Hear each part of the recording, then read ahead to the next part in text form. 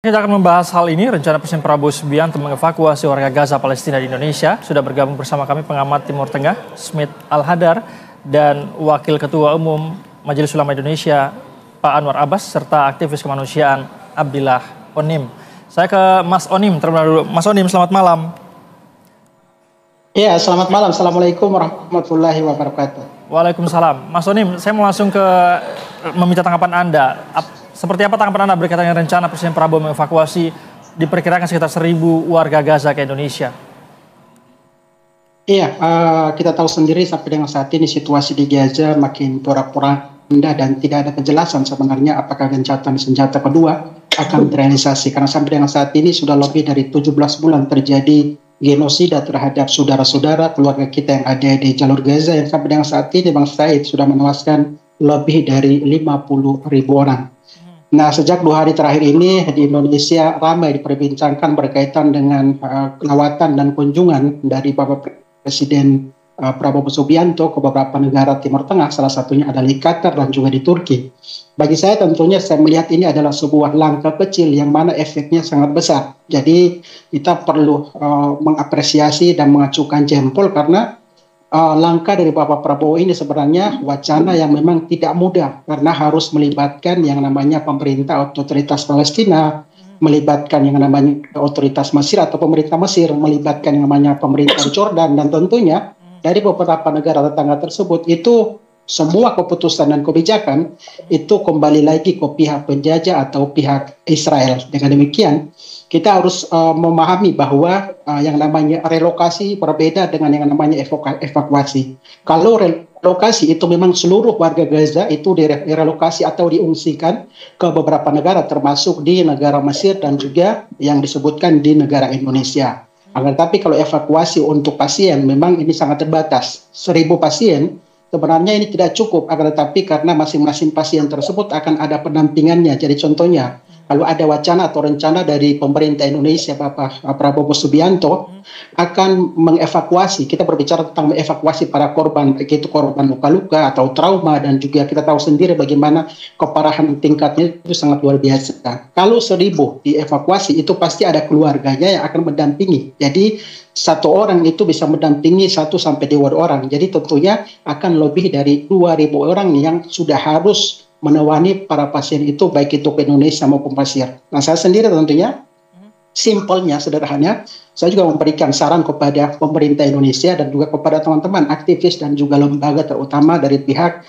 ulama Indonesia. Itu harus bertemu dengan pemerintah Indonesia, kalau bisa ada audiens khusus antara ulama, antara lembaga, supaya bisa menyatukan gagasan dan juga rencana.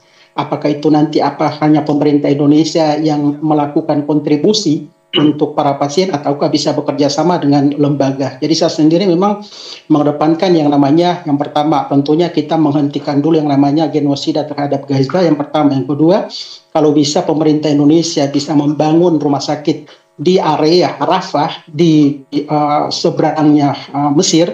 Yang ketiga itu kapal rumah sakit Indonesia kalau bisa berlabuh jangan hanya 1 minggu di El Arish atau di wilayah Mesir, tetapi bisa 2 bulan sampai dengan 3 bulan untuk apa? Untuk menjemput para pasien tersebut. Dan yang ketiga tentunya kita tahu sendiri keparahan dari para pasien itu sangat luar biasa, yang mana putus tangan lah, terus kepalanya pecah lah, terus sebagian anggota tubuhnya itu sudah hilang lah. Ini membutuhkan penanganan, karena kita tahu sendiri di wilayah Gaza itu rumah sakit saya ini itu levelnya bukan rumah sakit seperti kita di Indonesia. Saat ini rumah sakit di Gaza itu sudah levelnya seperti klinik. Kita bayangkan dengan tingkat keparahan di jalur Gaza yang menangani itu ada tim medis, tapi kelengkapan atau alat kesehatan itu sangat minim sama sekali. Jadi memang salah satu lawatan dan kunjungan dari Bapak Presiden Prabowo itu juga salah satu bekal dan juga potensi bagaimana caranya Indonesia bisa berkomunikasi intens dengan negara tetangga, yang tentunya negara tetangga tersebut juga sangat berperan untuk bisa kita membawa para pasien para tersebut baik itu ke negara Mesir ataupun ke negara Indonesia, Said. Baik, Bang Onim, jadi artinya Anda sangat setuju begitu ya dengan rencana pemerintah ini, meskipun tadi Anda mengatakan tidak mudah begitu. Saya ini ke Buya Anwar. Buya Anwar, seperti apa kemudian Anda menanggapi rencana Presiden Prabowo Subianto ini?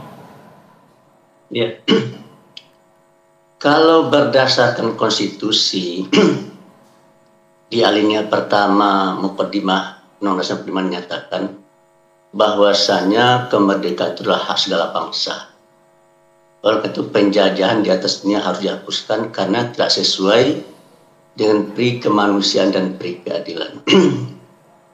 Jadi saya melihat yang mengemuka pada diri Pak Prabowo adalah pri kemanusiaan, nilai pri kemanusiaan.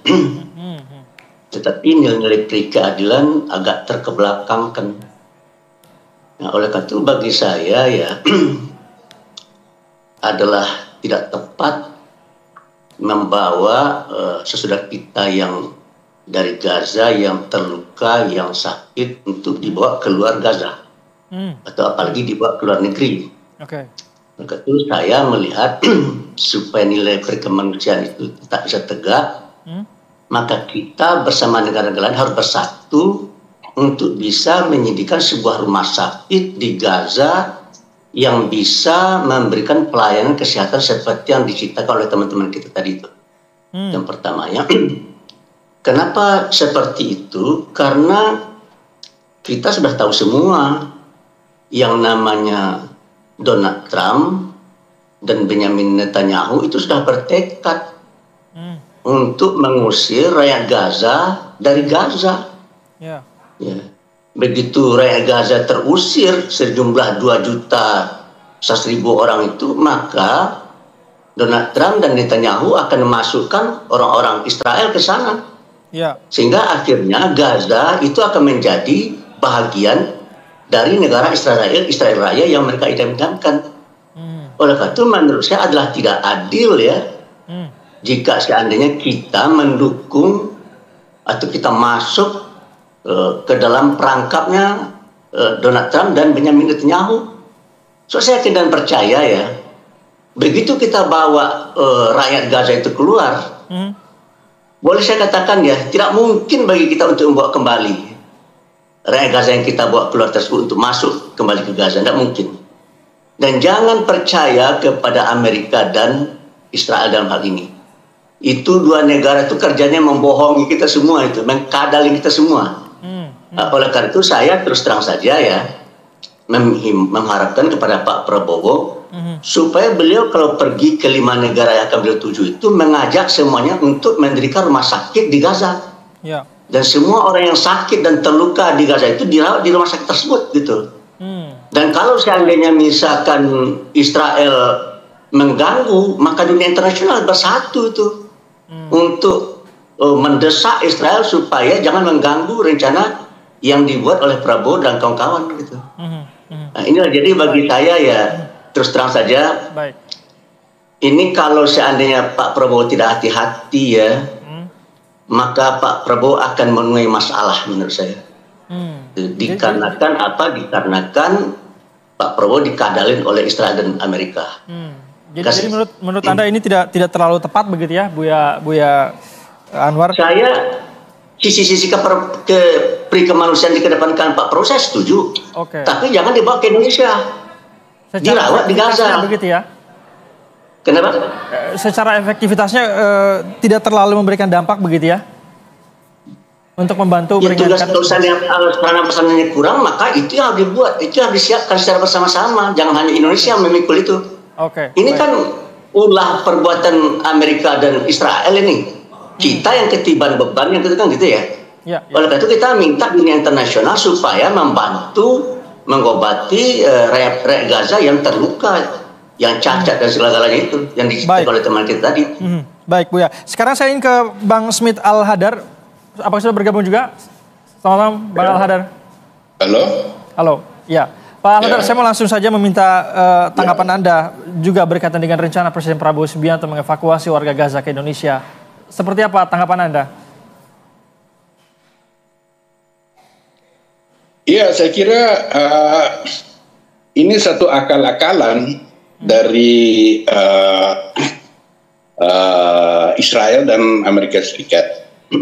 Kebetulan kita sekarang ini sedang menghadapi suatu badai ekonomi yang dilakukan oleh Presiden Amerika Serikat Donald Trump, yaitu tarif resiprokal tarif pembalasan.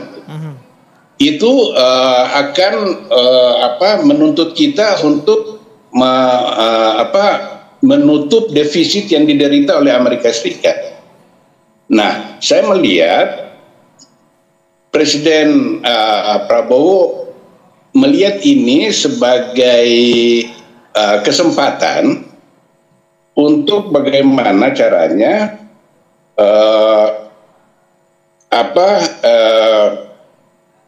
meningkatkan bargaining power Indonesia agar bisa melunakkan hati Trump untuk tidak memberlakukan kebijakan tarif yang sangat berat. Nah, Indonesia sebenarnya punya banyak cara untuk bargaining dengan Amerika Serikat karena Indonesia ini negeri besar dan sangat strategis di Asia Tenggara. Dia berada di antara Samudra Pasifik dan Samudra Hindia. Lalu di ASEAN itu Indonesia ini adalah game changer, pemain terbesar di Asia Tenggara. Sehingga dalam konteks perseteruan Amerika Serikat dan China, Indonesia itu punya peran yang sangat penting. Dan itulah yang harus dimainkan oleh Pak Prabowo untuk bagaimana caranya agar Trump menyadari bahwa sanksi atau tarif yang diberlakukan kepada Indonesia itu punya konsekuensi yang buruk bagi kepentingan Amerika Serikat di Indo-Pasifik. Jadi bukan menjadikan Palestina ini sebagai komoditas politik. Dalam hal ini, kalau memang ingin membantu warga Palestina yang luka, maka banyak negara Arab di sana. Negara Arab ada 22 negara di sana. Ya. Belum lagi yang non-Arab seperti Iran dan Turki. Itu rumah sakit di sana juga sudah sangat banyak. Lalu kalau kita bawa orang Palestina ke Indonesia, hampir bisa dipastikan mereka nggak akan balik. Dalam sejarah pengungsi Palestina sejak tahun 1948, belum pernah ada orang Palestina yang diusir dari wilayahnya bisa kembali ke kampung halaman mereka, itu nggak ada ceritanya. Tadi Presiden Prabowo Subianto katanya mensyaratkan bahwa jika mereka sembuh, mereka diwajibkan untuk kembali ke negaranya, Pak Al-Hadar. Begini. Sekarang gini, Gaza itu terkunci rapat. Seluruh pintu keluarnya melalui Rafah ke Mesir, ke Sinai Mesir maupun ke utara Israel itu dijaga oleh tentara Israel. Bagaimana caranya kita mengeluarkan orang Palestina dari sana? Maka mau tidak mau kita harus berkoordinasi dengan Israel, dan itu yang dikehendaki oleh Israel. Jadi orang-orang Palestina yang akan keluar datang ke Indonesia itu mereka akan melalui Bandara Ben Gurion, International Airport Ben Gurion, untuk dibawa ke Indonesia. Nah, ini saya khawatirkan dieksploitasi oleh Israel sebagai Indonesia bekerja sama dengan Israel, padahal kita nggak punya hubungan diplomatik dengan negara itu. Nah, mungkin ada rasa kemanusiaan dari Prabowo untuk membantu saudara-saudara kita di Palestina, itu bisa difahami. Tetapi dampak politiknya untuk Palestina sendiri itu merugikan mereka sendiri. Dan kita mesti lihat, kalau Indonesia membuka pintu untuk 1.000 orang Palestina, ini jadi presiden. Dan itu akan membuat 57 negara Islam lainnya tidak mempunyai alasan untuk bisa menolak orang Palestina. Nah, kalau kita kaitkan dengan upaya depopulasi Gaza yang direncanakan oleh Israel, maka bila Indonesia menerima pengungsi Palestina, maka negara-negara Islam lain pun akan membuka. Dan ini tujuan Israel melakukan relokasi ke negara-negara Islam keluar dari Gaza itu terrealisasi, sehingga cita-cita pendirian negara Palestina itu menjadi zero, menjadi tidak relevan untuk diperjuangkan lagi karena tidak ada teritori Palestina lagi. Baik, saya mau ke Bang Onim. Bang Onim, tadi Anda mengatakan bahwa rencana ini rasa-rasanya tidak mudah begitu ya, tidak hanya melibatkan pemerintah Indonesia dan juga pemerintah Palestina, tapi beberapa negara tetangga di Gaza juga. Seberapa mungkin rencana ini bisa terlaksana menurut Anda, Bang Onim? Iya, kalau kita kembali ke sejarah hubungan antara Indonesia dan Israel kan tidak ada hubungan sama sekali ya. Kita khawatirkan dengan adanya wacana atau rencana ini itu ada pintu masuk akan terbukanya hubungan antara Indonesia dan Israel, dan tentunya hubungan antara Indonesia dan Israel yang nantinya dengan jalur evakuasi pasien Gaza ini itu akan membuat kerocokan kita di dalam negeri sendiri. Saya sendiri 15 tahun tinggal di jalur Gaza, dan awal terjadi peperangan pun berada di jalur Gaza selama satu bulan penuh. Alhamdulillah atas izin Allah SWT bisa berhasil dan lolos keluar bersama dengan anak istri. Pada saat saya keluar dari jalur Gaza tersebut, itu mohon maaf, saya evakuasi mandiri. Tidak ada yang namanya atas bantuan Israel, pihak pemerintah pun menunggu di perbatasan. Dan pada saat saya keluar dari jalur Gaza tersebut, memang saya punya rencana untuk mengajak bapak dan ibu mertua saya serta beberapa staf saya dari jalur Gaza. Akan tetapi kendalanya mereka mengatakan bahwa kami lahir dan besar di Palestina, kami punya tanah di Palestina, punya rumah di Palestina. Dengan demikian kami akan berada di Palestina, di Gaza dalam situasi apapun, bahasa kasarnya hidup dan mati akan berada di jalur Gaza. Tapi kita berpikir, Bang Said, bahwa ini serba salah sebenarnya kalau kita mempertahankan mereka bertahan para pasien di jalur Gaza. Saya sudah komunikasi terus dengan teman-teman saya di Gaza. Saya selalu bertanya, gimana kabar kalian? Mereka sebenarnya kami sudah lelah, kami sudah capek, karena hampir setiap hari kami harus keluar dari rumah, mengungsi sana sini, melihat kematian, dan kami manusia bukan robot, kami sudah capek. Dan demikian rencana dari Bapak Prabowo ini sebenarnya harus dikaji ulang, jangan sampai dibawa keluar terus tidak bisa lagi masuk ke jalur Gaza, dan ini akan mengurangi yang namanya para pembebasan atau juga warga Gaza yang mempertahankan tanah Palestina. Saya sendiri sebelum Ramadan kemarin memang ditugaskan untuk membawa delegasi berangkat ke jalur Gaza, Bang Said, tapi ternyata izin yang dikeluarkan oleh Israel hanya visa saja di Ben Gurion, dan saya menolak bahwa kami tujuannya bukan ke Israel atau ke Yerusalem, tapi kami tujuannya adalah ke jalur Gaza. Kita berharap secara aman dan damai, insya Allah. Memang nampaknya rencana ini bukan sesuatu yang mudah untuk dilakukan begitu ya. Bukan saja gimana kita membawa warga Gaza ini, tapi warga Gazanya belum tentu mau juga ke sini begitu ya, Bang Onim. Terima kasih banyak para narasumber. Sayangnya waktu kita terbatas, kita masih punya banyak hal yang bisa dibahas. Sayangnya waktu kita terbatas. Terima kasih Bapak-Bapak sudah bergabung bersama kami di Berita Satu Utama. Selamat malam. Assalamualaikum. Waalaikumsalam warahmatullahi wabarakatuh.